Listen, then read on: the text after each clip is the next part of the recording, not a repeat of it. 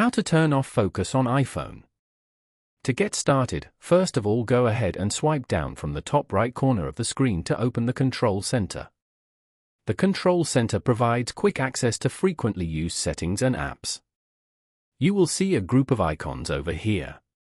As you can see, the Do Not Disturb mode is currently turned on.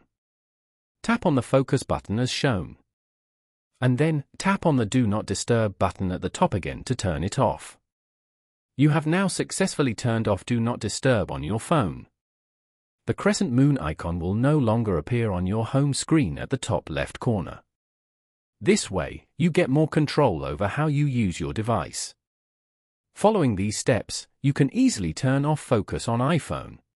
Thank you for watching. Please leave a like if this tutorial helped you, or leave a comment below if you have any questions related to the video.